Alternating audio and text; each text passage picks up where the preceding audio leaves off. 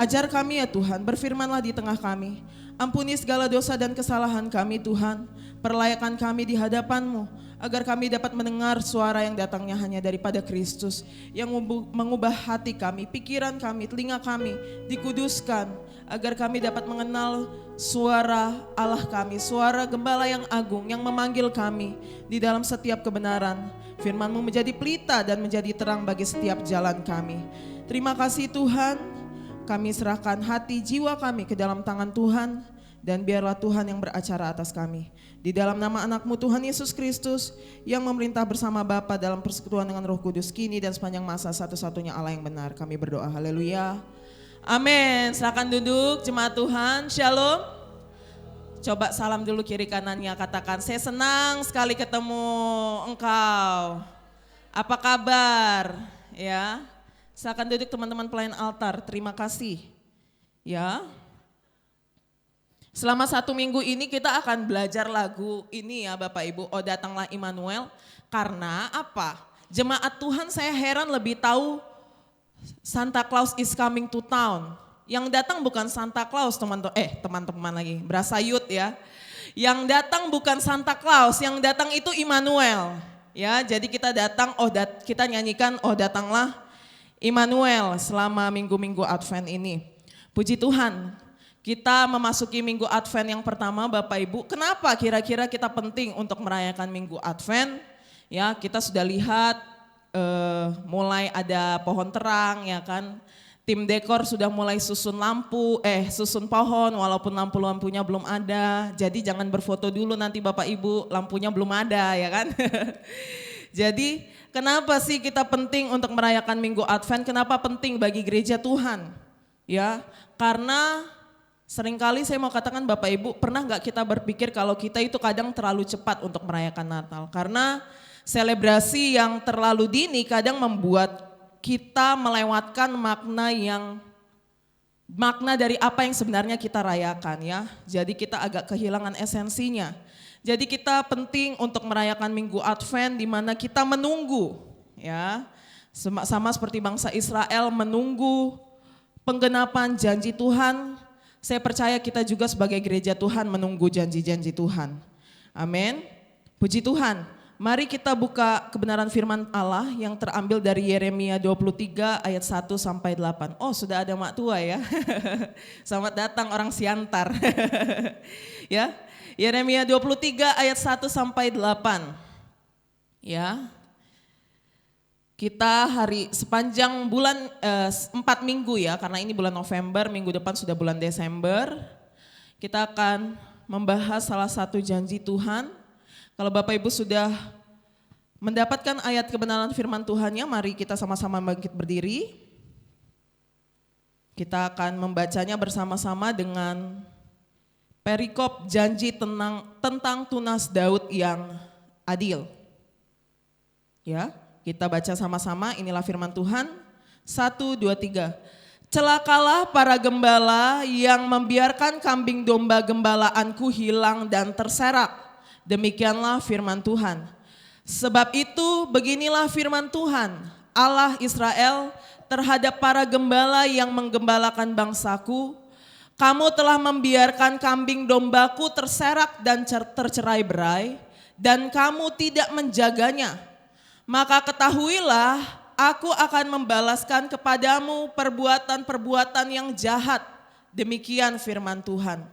Dan aku sendiri akan mengumpulkan sisa-sisa kambing dombaku dari segala negeri kemana aku mencerai-beraikan mereka. Dan aku akan membawa mereka kembali ke padang mereka. Mereka akan berkembang biak dan bertambah banyak.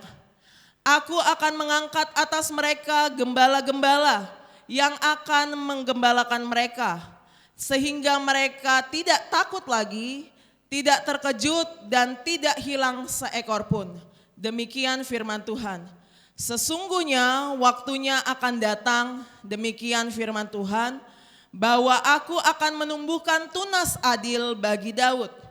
Ia akan memerintah sebagai raja yang bijaksana dan akan melakukan keadilan dan kebenaran di negeri.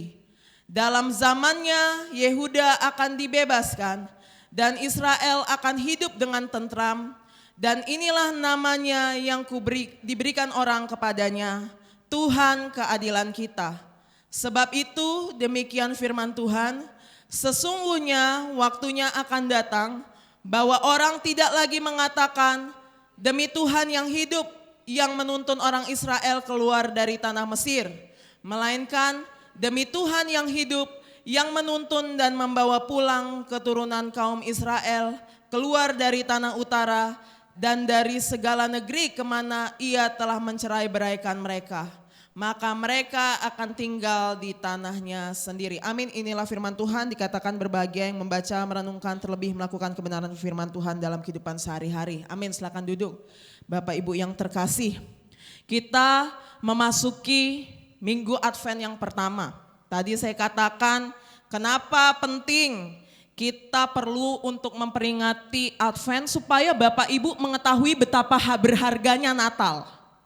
Ya, bahwa Natal bukan sekedar pesta pora, baju baru, tetapi ada makna yang mendalam. Sehingga Advent selama 4 minggu akan mengajak kita ke masa penantian. Ya, karena seperti Bapak Ibu tahu, setelah kitab Maleaki, Tuhan itu diam.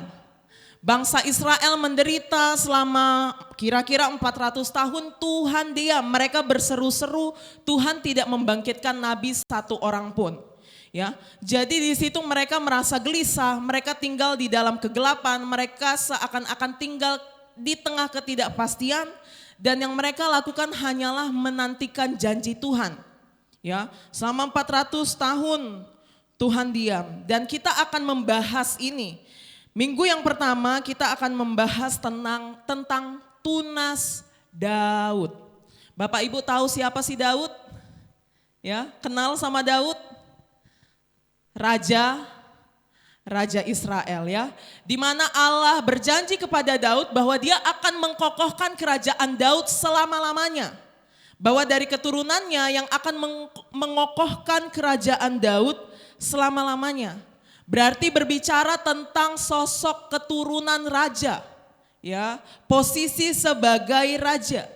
Kemudian tentu kita tidak bisa lompat ke situ, kita harus tahu Yeremia 23 ini latar belakangnya apa sih? Ya, boleh teman-teman multimedia di slide 4.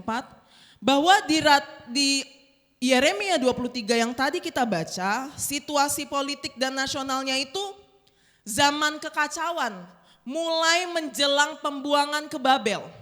Ya, Yeremia itu hidup sekitar 7 atau 6 sebelum Masehi. Jadi masa-masa paling gelap dalam sejarah kerajaan Yehuda. Raja-raja terakhirnya itu ada Yoahaz, Yoyakim, Yoyakin, Zedekia. Mereka korup, mereka tidak setia kepada firman Allah, mereka menolak firman Allah, mereka lebih mengandalkan diplomasi politik daripada mengandalkan Tuhan. Sehingga di ayat 1 tadi Tuhan katakan, firman Tuhan katakan, celakalah para gembala yang membiarkan kambing domba gembalaanku hilang dan terserak. Ya, jadi para raja ini yang memimpin bangsa Israel, mereka meninggalkan Tuhan. Mereka menyerahkan Israel kepada arah penyembahan berhala. Mereka meninggalkan Tuhan, mereka mencari keuntungan sendiri. Mereka gagal sebagai pemimpin sehingga mereka terancam, mereka ini sedang menjelang kekuatan mereka sedang terancam oleh Babilonia, ya, Babel, dan kemudian jatuh di sekitar tahun 586 sebelum Masehi. Intinya bangsa ini itu sudah diambang kehancuran. Mereka hidup dalam dosa, mereka meninggalkan Tuhan, dan Tuhan akan menghukum mereka. Ya, sehingga dilanjutkan bahwa di Yeremia pasal 21 sampai 23 Bapak Ibu bisa baca, akan ada penghakiman atas pemimpin-pemimpin bangsa Israel ini yang gagal. Tuhan murka, Tuhan marah, kalian akan dibuang. Tapi peringatan Tuhan itu tidak digubris oleh mereka. Justru muncullah nabi-nabi palsu yang mengatakan tidak ada itu, tidak ada pembuangan, damai, damai, damai. Kalau Bapak Ibu baca Yeremia 6 kan, mereka menipu bangsanya sendiri. Mereka katakan tidak ada penghukuman, akan damai-damai saja. muncul nabi-nabi palsu yang menjanjikan damai yang palsu. Jadi umat Israel saat itu tertipu dari pesan positif yang palsu. Padahal Tuhan sudah mengingatkan dari Nabi Yeremia, pokoknya Nabi Yeremia ini paling kasihan deh. Ngingatin tapi gak ada yang dengar. Ya. Jadi hanya Yeremia yang tetap berkata, penghakiman pasti datang, pembuangan pasti terjadi, tapi mereka gak dengar Yeremia. Ya, jadi itulah latar belakang terjadi di dalam Yeremia 23 ini. Tetapi saat Tuhan sudah memastikan bahwa mereka akan dihakimi, Tuhan tidak berhenti sampai di situ. Yeremia 21 sampai 23 adalah isi murka Allah, tetapi Tuhan tidak berhenti di situ. Di ayat 5 sampai 8 tadi kita baca bahwa ada janji Tuhan. Ya. Di tengah peristiwa ini, saya kelupaan tadi, kerajaan Daud tampak mati. Artinya kan Yoyakim dan segala macam itu kan keturunan Raja Daud ya. Mereka itu ninggalin Tuhan ya. Jadi seakan-akan ini gak ada pengharapan, kerajaan Daud ini tampaknya akan mati. Padahal kan Tuhan sudah berjanji bahwa kerajaan Daud ini akan dikokohkan selama-lamanya.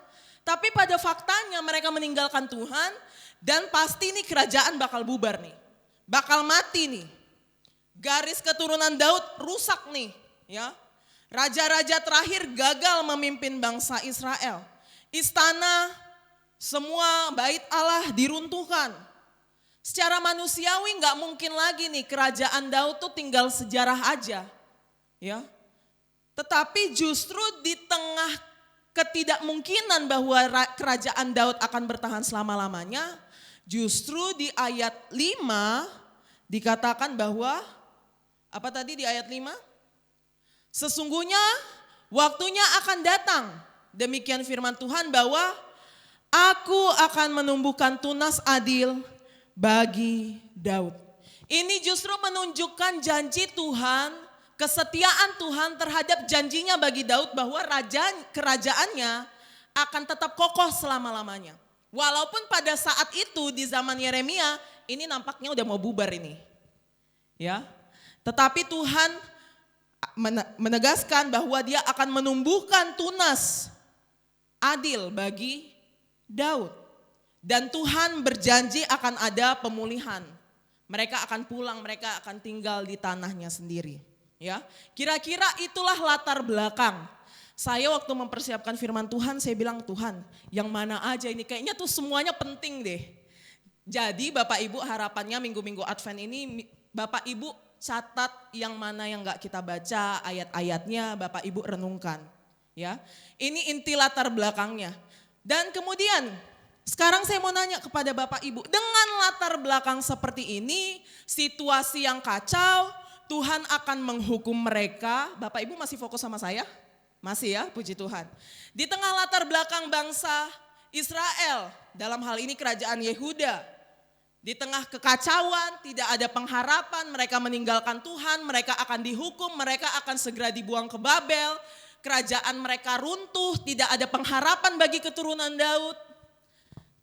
Tetapi Tuhan berjanji akan menumbuhkan tunas adil bagi Daud. Pertanyaannya sekarang, next. Apakah Yeremia 23 ini sudah digenapi? Pertanyaannya, ya, ini sekarang. Karena ada satu ayat penting lagi yang akan kita baca. Pertanyaannya, dengan segala kesuraman yang terjadi di kerajaan Yehuda, kira-kira di tahun 2025 ini, janji ini udah digenapi atau belum? Ada yang bisa menjawab? Sudah, ada yang bilang sudah. Ada yang bilang belum? Multimedia tunggu dulu, jangan kasih tahu jawabannya. Tapi ya sudahlah. Ya, jawabannya ya. Next, jawabannya sudah tapi belum. Apa itu maksudnya sudah tapi belum? Sudah digenapi tapi belum. Nah, apa maksudnya itu sudah tapi belum? Sudah ya sudah, belum ya belum. Sama juga kalau kita diserang toh. Ala orang Kristen berapa? Satu kok tiga? Satu ya satu, tiga ya tiga. Tiga kok satu kok tiga?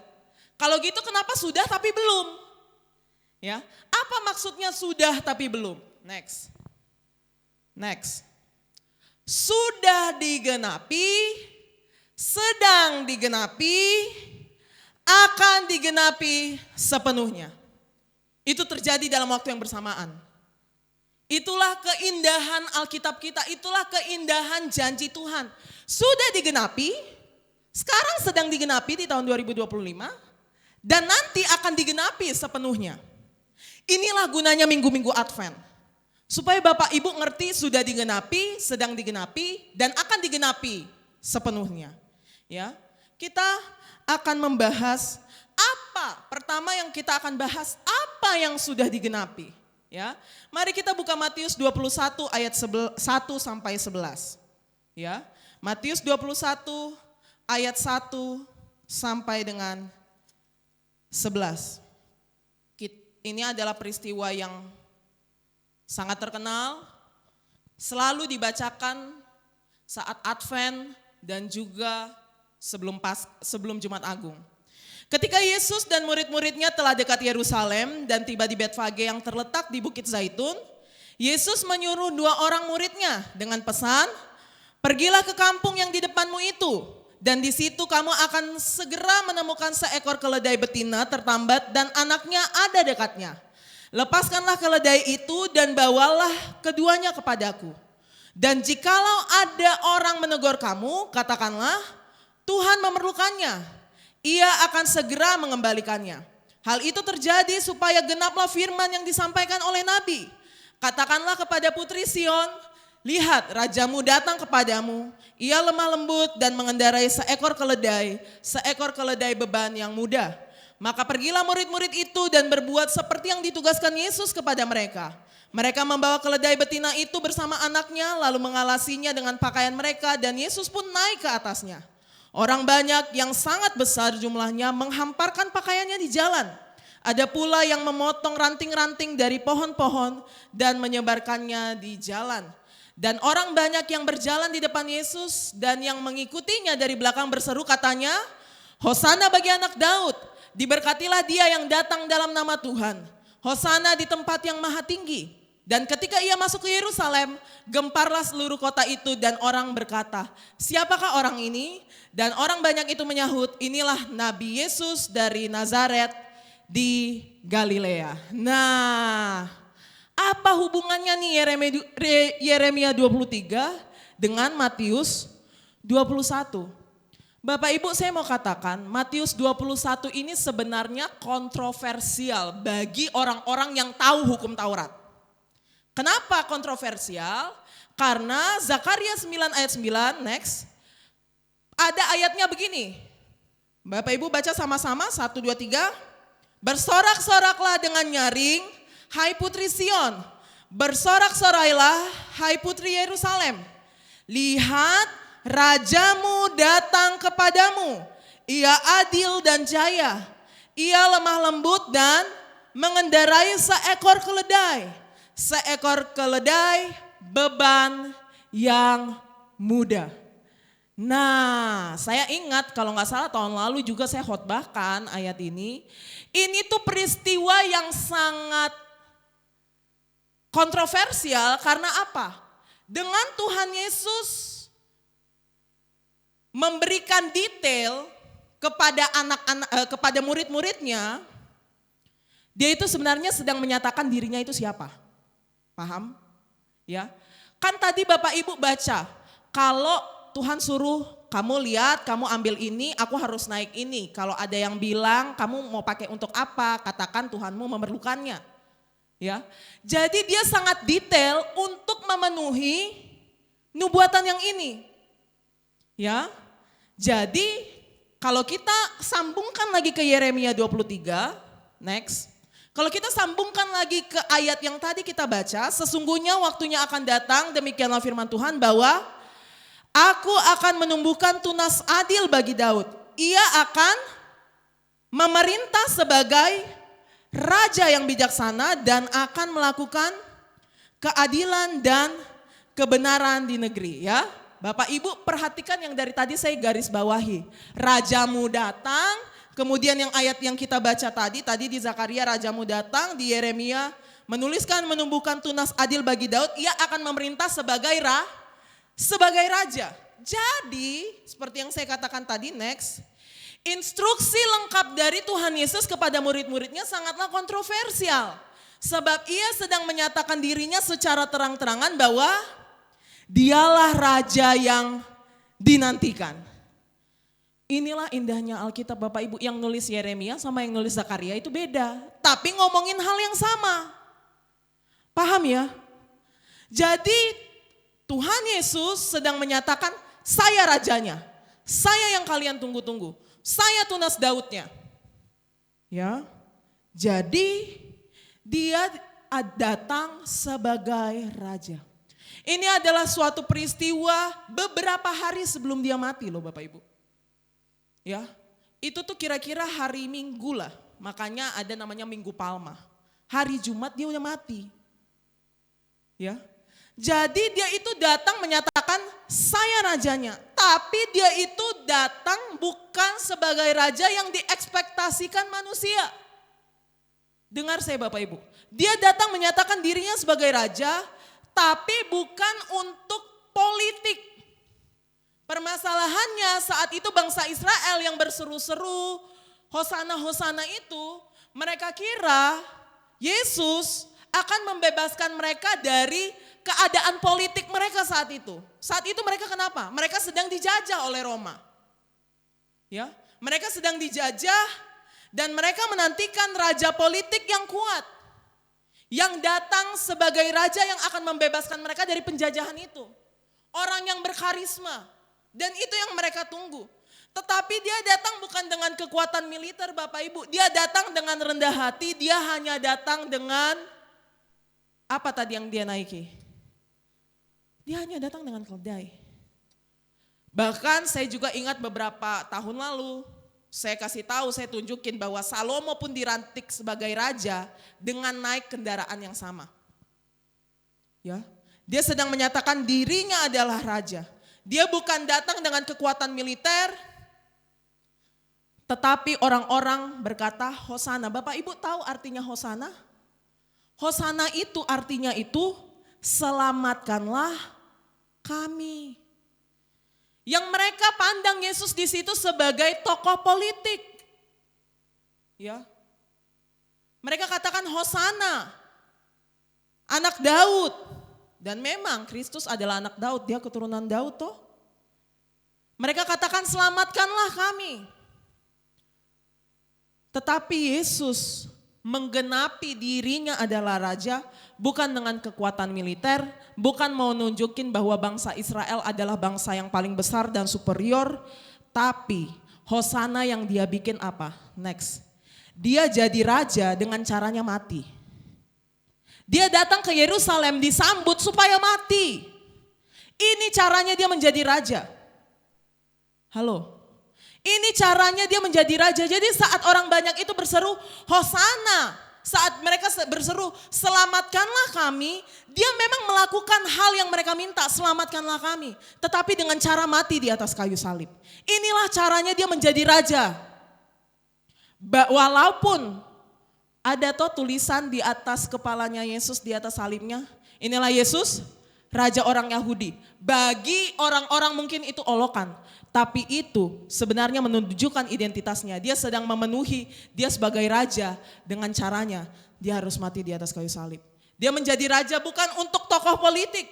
Tetapi dia mengerjakan jauh lebih besar daripada yang bisa dilihat oleh orang-orang zaman itu. Jadi Tuhan yang dijanjikan, raja yang dijanjikan atas Israel, seseorang yang berkuasa di atas tahta Daud selama-lamanya, itulah yang dia kerjakan. Caranya dia memasuki kota Yerusalem dengan damai hanya untuk dieksekusi. Hanya itu caranya, agar dia memenuhi janji Allah bahwa akan ada tunas Daud yang akan menjadi raja. Caranya bagaimana? Dengan mati. Jadi Kristus sang raja, dia bukan datang untuk menaklukkan kekuatan, dia datang untuk membebaskan kita dari segala belenggu dosa kita. Itu caranya dia menjadi raja. Penghakiman yang harusnya turun atas kita digantikan oleh dia. Dia datang untuk menyelamatkan kita. Dia seperti anak domba yang disembelih. Di saat yang bersamaan, di situ juga dia sebagai raja. Ya. Jadi saya mau katakan Bapak Ibu, inilah cara Kristus menjadi raja atas kita. Dengan mati. Jadi apa yang sudah digenapi Bapak Ibu? Next. Ya. Apa yang sudah digenapi? Di ayat 23, Yeremia 23 ayat 5 tadi kita sudah baca bahwa sesungguhnya waktunya akan datang, demikian firman Tuhan, bahwa aku akan menumbuhkan tunas adil bagi Daud. Ia akan memerintah sebagai raja yang bijaksana dan akan melakukan keadilan dan kebenaran di seluruh negeri. Dalam zamannya Yehuda akan dibebaskan dan Israel akan hidup dengan tentram. Dan inilah namanya yang diberikan orang kepadanya, Tuhan keadilan kita. Jadi apa yang sudah digenapi? Penjelasannya next. Ada toh nasab Tuhan Yesus, dia adalah keturunan Daud. Bapak Ibu ayat-ayatnya sangat banyak. Jadi Bapak Ibu catat saja, baca di rumah. Menjadi perenungan minggu-minggu Advent. Bahwa Tuhan Yesus adalah keturunan Daud. Kita baca ya, inilah silsilah Yesus Kristus. Anak Abraham, anak Daud, ya kan? Kemudian Yesus disebut sebagai tunas. Banyak sekali janji tunas itu ada di dalam perjanjian lama. Dan Yesus juga adalah raja yang adil yang membawa keselamatan. Matius 21 ayat 5 yang tadi sudah kita baca. Mungkin kita buka sedikit 1 Korintus 1 ayat 30 dan 2 Korintus 5 ayat 12 saat Yesus dikatakan sebagai kebenaran kita, Tuhan kebenaran kita. Ya, 1 Korintus 1 ayat 30 kita baca sama-sama. Teman-teman multimedia saya tolong dibantu 1 Korintus 1 ayat 30, 1, 2, 3. Tetapi oleh Dia kamu berada dalam Kristus Yesus yang oleh Allah telah menjadi hikmat bagi kita. Ia membenarkan dan menguduskan dan menebus kita. Yesuslah kebenaran kita. Oleh Dia. Ya. Semua Tuhan yang kerjakan. 2 Korintus 5 ayat 21. 2 Korintus 5 ayat 21. 1, 2, 3. Dia yang tidak mengenal dosa telah dibuatnya menjadi dosa karena kita. Supaya dalam Dia kita dibenarkan oleh Allah. Oleh karena itu dikatakan di ayat 6, Tuhan keadilan kita. Ya, sampai sini Bapak Ibu sudah mengerti bahwa Yesus adalah penggenapan firman Allah, bahwa Dialah raja itu, ya. Jadi saya mau katakan kembali ke PowerPoint bahwa janji Tuhan untuk mengirimkan raja yang adil dan membawa keselamatan next telah digenapi dalam inkarnasi Yesus, pelayanannya, kematiannya, dan kebangkitannya. Dialah rajanya. Ini yang sudah digenapi Bapak Ibu. Ya. Sampai sini Bapak Ibu sudah tahu siapa tunas Daud yang adil yang dimaksudkan oleh Yeremia 23? Yesus Kristus sendiri. Dia keturunan Daud. Dia yang akan memerintah. Caranya bagaimana? Dengan mati di atas kayu salib. Ya. Kemudian tadi saya tanya, ini udah digenapi belum? Tadi jawabannya sudah tapi belum. Apa maksudnya sudah tapi belum? Sudah digenapi, sedang digenapi, akan digenapi secara penuh. Yang kedua, apa yang sekarang sedang digenapi? Ya, yang sekarang nih tahun 2025 sedang digenapi apa? Next. Kita baca lagi, 1, 2, 3. Dan aku sendiri akan mengumpulkan sisa-sisa kambing dombaku dari segala negeri kemana aku mencerai beraikan mereka. Dan aku akan membawa mereka kembali ke padang mereka. Mereka akan berkembang biak dan bertambah banyak. Aku akan mengangkat atas mereka gembala-gembala yang akan menggembalakan mereka. Sehingga mereka tidak takut lagi, tidak terkejut dan tidak hilang seekor pun. Demikian firman Tuhan. Apa yang sedang terjadi sekarang di tahun 2025 ini Bapak Ibu? Penggenapan apa yang sedang terjadi? Bahwa Allah sendiri sedang mengumpulkan domba-dombanya saat ini. Bagaimana caranya? Ya, raja itu datang, raja itu sudah mati dan bangkit di atas kayu salib, sudah digenapi toh. Sekarang raja itu lagi ngapain? Yang sekarang sedang digenapi, yang sedang dia lakukan tuh sekarang ngapain? Next. Bahwa rajamu datang di tahun 2025 ini, penggenapan yang sekarang ini adalah dengan pemberitaan Injil, baptisan dan perjamuan kudus.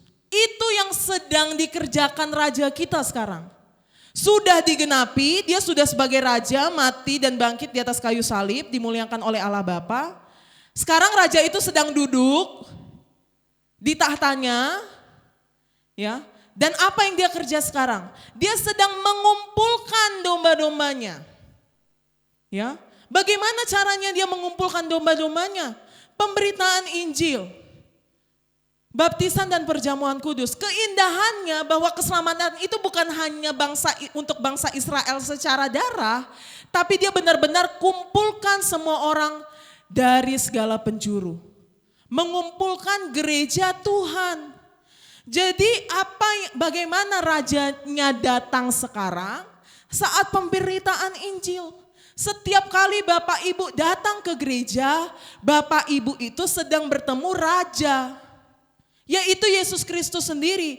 Saat firman murni diberitakan, nah itu yang kemarin kita bahas di doa puasa. Ya, bagaimana caranya memberitakan firman Tuhan dengan clear, murni dan jelas, yaitu pembedaan law and gospel. Supaya apa? Supaya apa yang terjadi? Supaya ada pembenaran dan pengudusan. 1 Korintus tadi. Coba buka lagi 1 Korintus tadi. Ayo buka 1 Korintus tadi, teman-teman multimedia. Ya, 1 Korintus tadi. 1 Korintus 1 ayat 30. Tetapi oleh Dia, kamu berada dalam Kristus Yesus, yang oleh Allah telah menjadi hikmat bagi kita. Ia membenarkan dan menguduskan dan menebus kita. Ini gunanya khotbah. Tuhan datang untuk membenarkan dan menguduskan kita. Yang tahu itu berarti langsung saya lagi ngomongin apa yang datang ke doa puasa kemarin. Ya, kembali ke PowerPoint.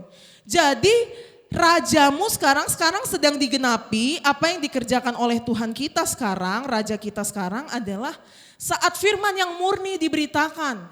Sehingga terjadi pembenaran dan pengudusan. Saya mau katakan Bapak Ibu, susah kita kalau Bapak Ibu nggak bisa membedakan pembenaran dan pengudusan. Kemarin saya tanya di doa puasa, yang mana pembenaran? Yang mana pengudusan? Apa itu pembenaran? Apa itu justification? Apa itu sanctification? Ya, yang tahu itu yang hanya ikut kemarin law and gospel. Masih kita lanjut sih doa puasa berikutnya. Jadi saya bilang Bapak Ibu datang deh. Supaya setiap PKS bisa memberitakan firman Tuhan dengan murni, dengan jelas, dengan clear. Supaya apa? Terjadi pembenaran dan juga terjadi pengudusan. Yang dikerjakan oleh siapa tadi 1 Korintus? Yesus Kristus sendiri. Itu yang dikerjakan oleh Raja kita sekarang. Itu yang sedang kita beritakan sekarang di luar sana bagi orang-orang. Karena Tuhan sedang mengumpulkan itu, Yeremia 23. Aku sedang mengumpulkan domba-dombaku yang sudah tercerai berai. Ya. Kemudian kita mendengar firman Allah, iman kita timbul, kemudian ada baptisan. Ya, saya sudah dengar ada yang membaptis. Jadi karena kita sudah mau dekat Natal, Bapak Ibu atau anak-anak muda yang belum dibaptis, segera daftar biar barengan langsung sama-sama, ya. Baptisan. Melalui baptisan juga Tuhan diberikan bagi kita karena dikatakan di dalam nama Bapa dan Anak dan Roh Kudus. Di situ juga Allah diberikan bagi kita. Dia sedang mengumpulkan kita. Bahkan setiap minggu saat firman Tuhan dibacakan, inilah tubuhku dan inilah darahku. Semua ini dikerjakan melalui gereja. Ini caranya Tuhan mengumpulkan sekarang. Yang sedang digenapi sekarang adalah gereja sedang dibangun. Sedang mulai disatukan, dikumpulkan kita yang tercerai berai. Bahkan kita yang seharusnya tidak diperhitungkan karena kita itu setitik pun gak ada darah Yahudinya. Kecuali kadang ada yang suka ngaku-ngaku toh, suku ini tuh sebenarnya suku Israel yang terhilang. Ya kan? Kita kayak desperate banget gitu diakui Yahudi. Padahal oleh karena Kristus kita pun sudah diperhitungkan menjadi anak-anak Allah. Ya. Jadi semua ini dikerjakan di dalam gereja. Tuhan sedang ngumpulin kita nih. Itu yang sedang dia genapi sekarang. Jadi next saya mau katakan, yang sedang digenapi adalah melalui gereja. Ada namanya ingathering of the church, pengumpulan. Yaitu karya Roh Kudus yang terus berlanjut sejak Pentakosta, sejak pencurahan Roh Kudus di loteng di Yerusalem oleh kepada murid-murid Kristus.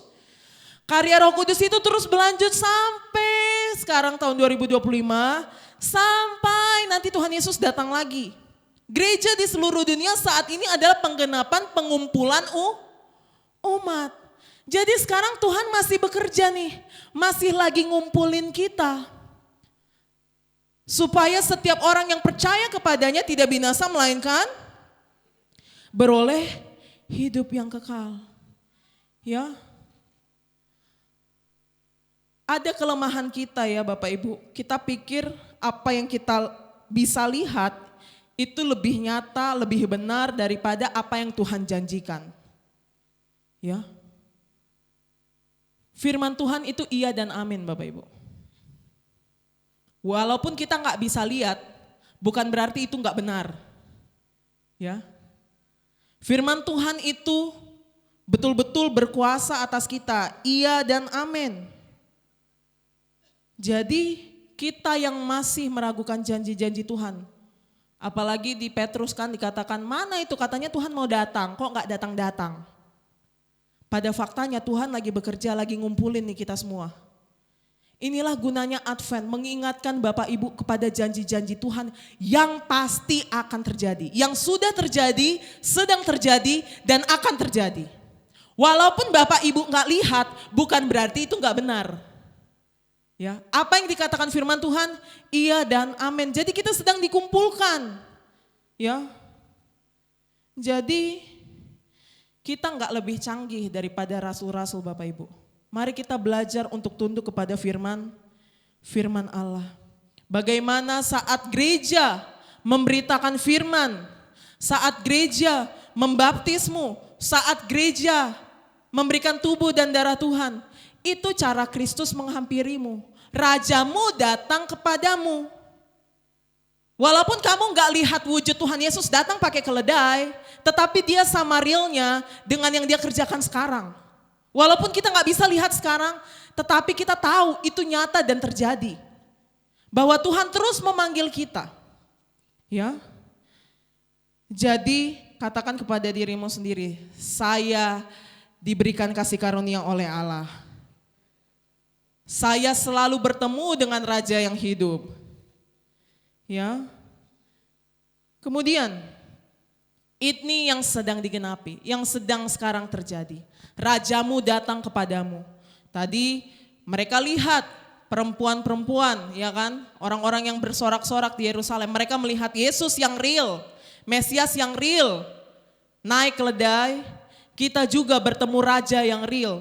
Di dalam pemberitaan firman Tuhan, di dalam baptisan, di dalam perjamuan. Yang memberikan kita janji-janji Tuhan. Karena firman terus selalu diberitakan. Dia kumpulin. Ya, Tuhan sedang mengumpulkan kita yang sedang tercerai-berai. Dia melakukan itu semua di dalam gereja. Dan apa yang akan digenapi secara penuh kalau gitu? Ya, poin ketiga, next. Apa yang sedang digenapi secara penuh? Ya, ayat yang sama, tetapi akan digenapi secara penuh. Sudah tapi belum. Belum secara sempurna karena Tuhan masih ngumpulin kita ini kan. Ya. Kita baca lagi. Ayat yang sama, dan aku sendiri akan mengumpulkan sisa-sisa kambing dombaku dari segala negeri kemana aku mencerai-beraikan mereka. Dan aku akan membawa mereka kembali ke padang mereka. Mereka akan berkembang biak dan bertambah banyak. Aku akan mengangkat atas mereka gembala-gembala yang akan menggembalakan mereka. Sehingga mereka tidak takut lagi, tidak terkejut, dan tidak hilang seekor pun. Demikianlah firman Tuhan. Next. Dalam zamannya Yehuda akan dibebaskan dan Israel akan hidup dengan tentram. Dan inilah namanya yang diberikan orang kepadanya, Tuhan keadilan kita. Sebab itu demikian firman Tuhan, sesungguhnya waktunya akan datang bahwa orang tidak lagi mengatakan demi Tuhan yang hidup yang menuntun orang Israel keluar dari tanah Mesir, melainkan demi Tuhan yang hidup yang menuntun dan membawa pulang keturunan kaum Israel keluar dari tanah utara dan dari segala negeri kemana ia mencerai-beraikan mereka. Maka mereka akan tinggal di tanahnya sendiri. Nah, saya mau katakan Bapak Ibu, ini bukan soal peristiwa Israel atau Palestina. Kita itu salah paham, apalagi khusus mereka akan tinggal di tanah mereka sendiri. Ini lagi ngomongin apa sih? Ya, ini tuh lagi ngomongin apa? Bahwa kita itu next sedang menunggu kedatangan Tuhan Yesus yang kedua kali. Halo? Ya, bahwa dunia ini masih penuh dengan kejahatan, gereja masih mengalami penganiayaan, kita masih mengembara di dunia ini toh, kita masih mengembara enggak Bapak Ibu?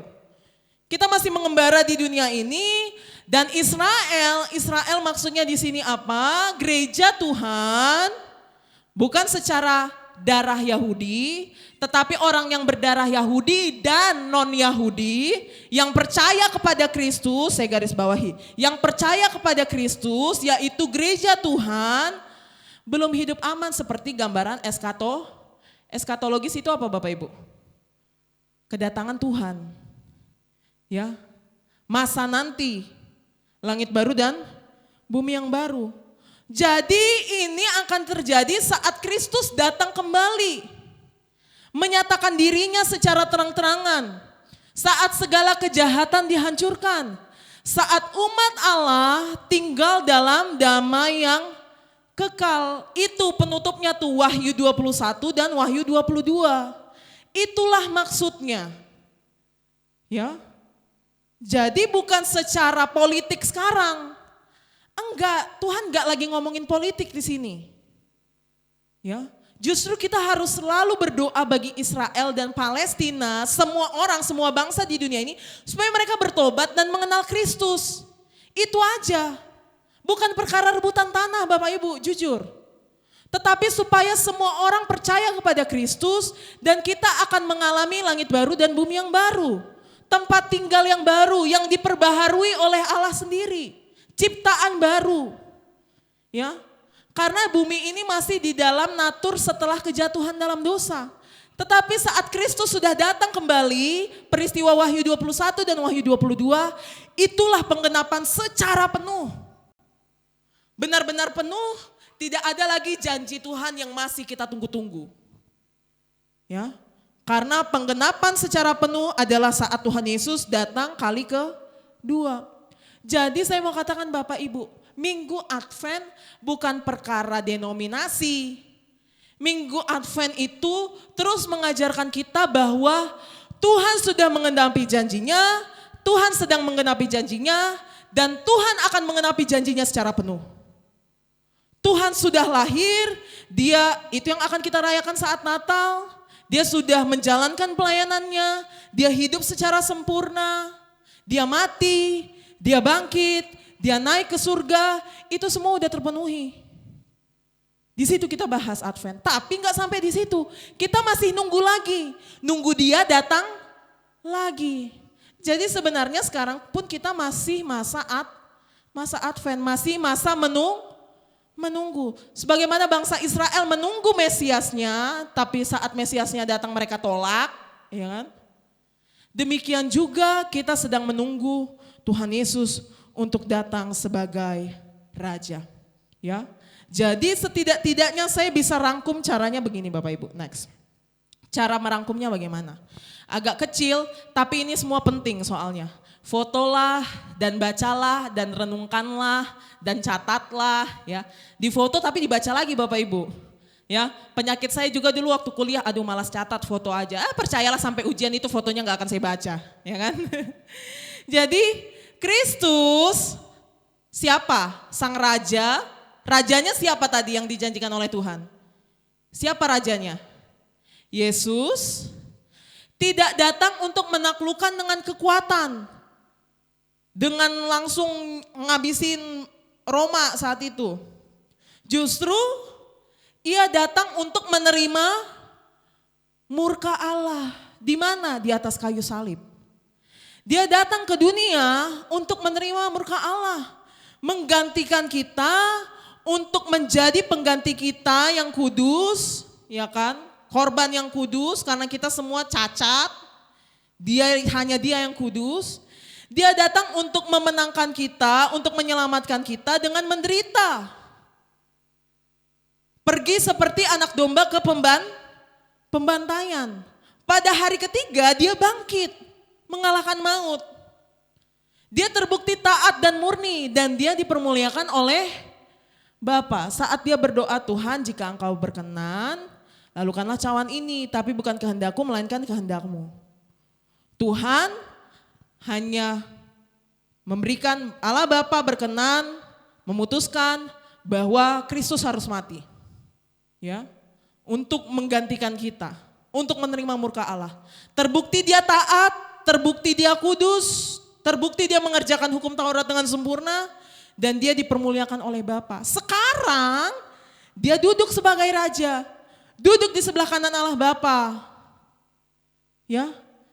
Tetapi segera ia akan datang kembali dalam kemuliaan sebagai raja.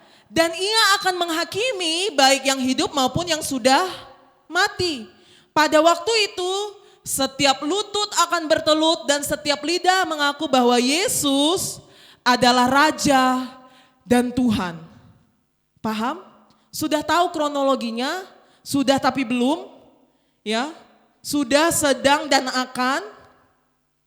Untuk saat ini, yang sekarang ini. Untuk sekarang.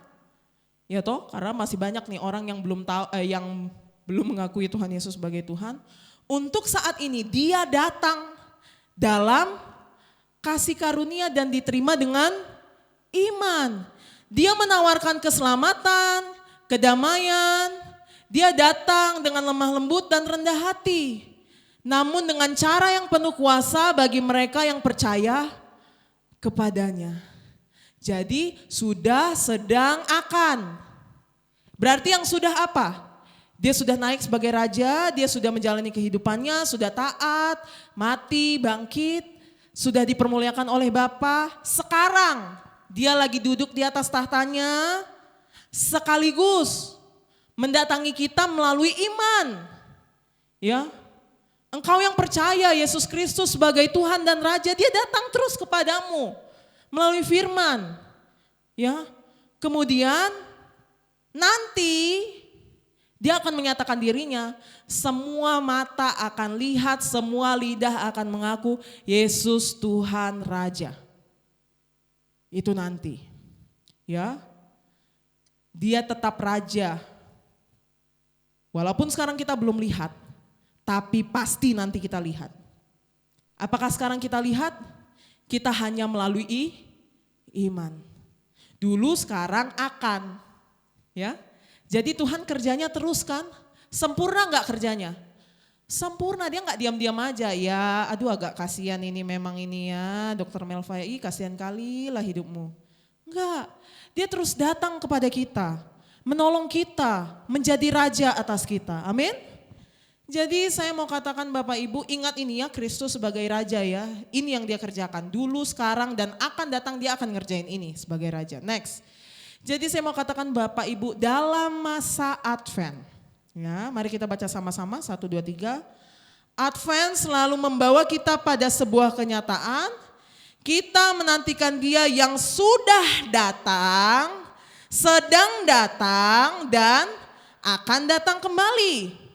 Kita menunggu bukan dengan janji kosong, tapi dengan janji-janji yang sudah lama Allah berikan, bahkan ketika umatnya hidup dalam situasi paling gelap. Bapak Ibu mulai ngerti Advent? Mulai ngerti posisi Tuhan Yesus sebagai Raja? Kalau nggak ngerti saya ulang lagi. Ya, paham ya? Jadi saya undang para pelayan maju ke depan. Bapak Ibu memahami, saya nggak terlalu cepat kan? Ya, saya kadang bingung sama Bapak Ibu, giliran cepat dibilang Kak Dita kecepatan, giliran lama udah ngantuk-ngantuk, ya kan? Ya. Tetapi inilah Bapak Ibu, penting sekali untuk merayakan Minggu Advent, ya. Jadi kita akan menyanyikan yang tadi lagu pertama, apa yang sudah digenapi, apa yang sedang digenapi, apa yang akan digenapi, ya. Dulu, sekarang, nanti. Tuhan terus bekerja, amin. Berdoa terus, percayalah Kristus sangat nyata menghampirimu melalui firman, ya.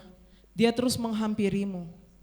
Tidak ada bedanya kita dengan rasul-rasul dulu saat bertemu Tuhan, menerima anugerah Tuhan, kita juga menerima anugerah yang sama. Ya.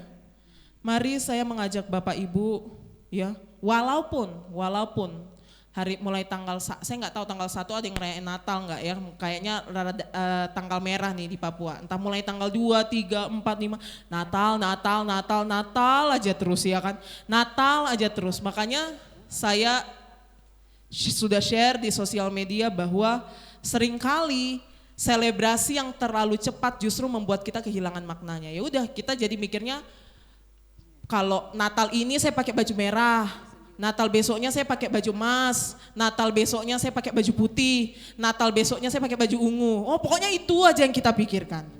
Bukan itu inti Natal. Ya, kita merenungi bahwa Tuhan baik sekali. Ya, bahwa lihat ini, Advent selalu membawa kita pada sebuah kenyataan kita sedang menantikan Dia yang sudah datang, sedang datang sekarang. Ya, Kristus lagi sedang datang ini sama kita sekarang. Ya, dan akan datang kembali. Ya. Kita menunggu bukan janji kosong, bukan PHP, karena udah jelas apa yang Dia kerjakan nyata, sudah, sedang, itu nyata, dan nanti penuh kita lihat semua. Dan kita berdoa biarlah semakin banyak orang Tuhan kumpulkan, ya, karena sebagaimana Kristus tidak ingin satu orang pun binasa, biarlah kita juga punya kerinduan yang sama, ya. Jadi kita